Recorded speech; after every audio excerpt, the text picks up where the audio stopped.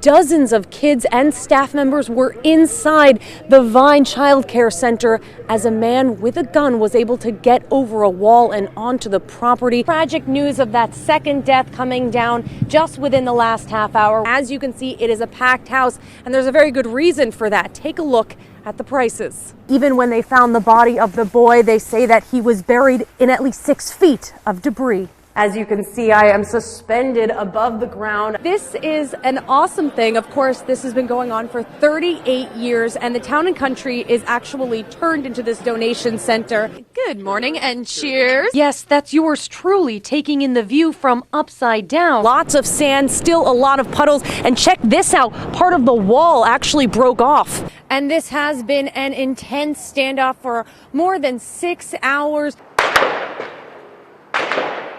Gunshots ring out over Bankers Hill. I was sitting at my desk, heard loud gunshot.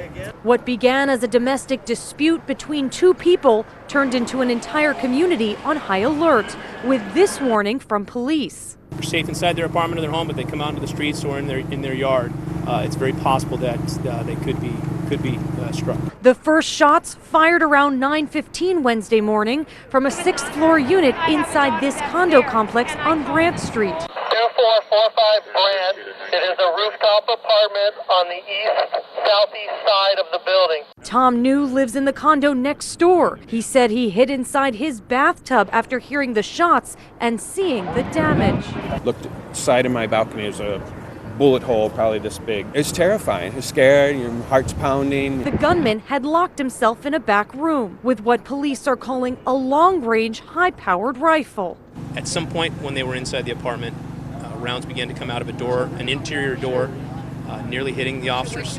Officers retreated and called in SWAT and negotiation teams and a canine unit, several times deploying flashbangs and tear gas, all while the shooter continued to fire shots at random. We're exhausting every effort to try to bring this to a very peaceful resolution. You see it, it happens in other neighborhoods, other cities, and you think I might get shot and killed in my own bathtub.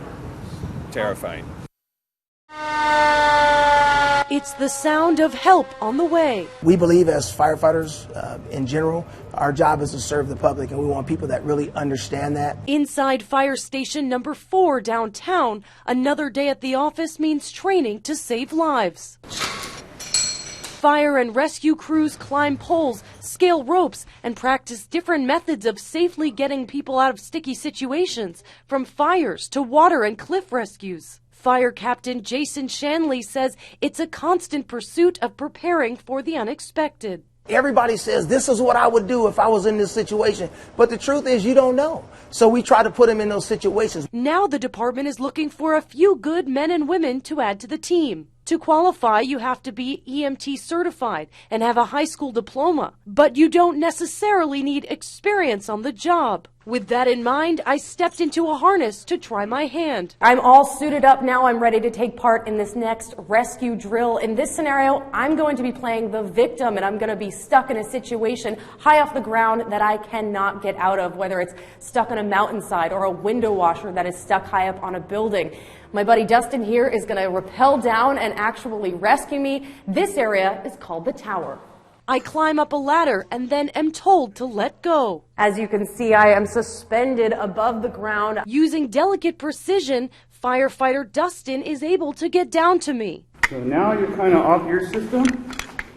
I am. And you're hooked to me. In a matter of minutes, he brings both of us down safely. Feet off the ground. Yep.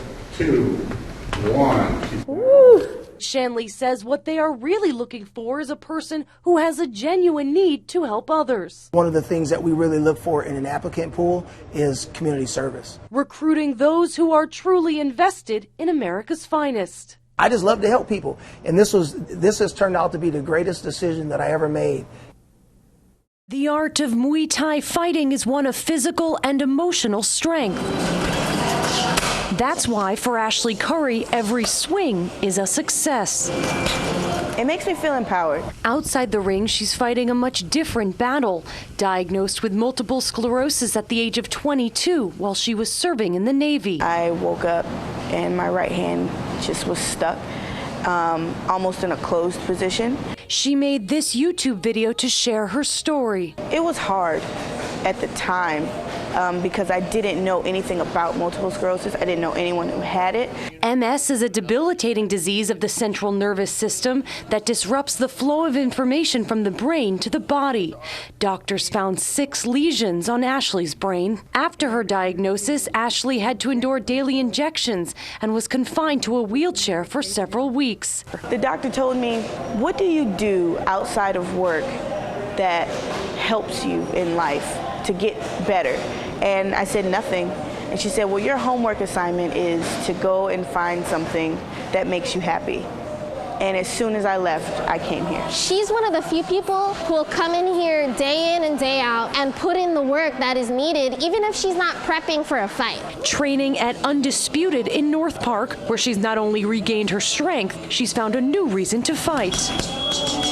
With the help of friends and trainers, Ashley is on a mission to become the first professional Muay Thai fighter with MS.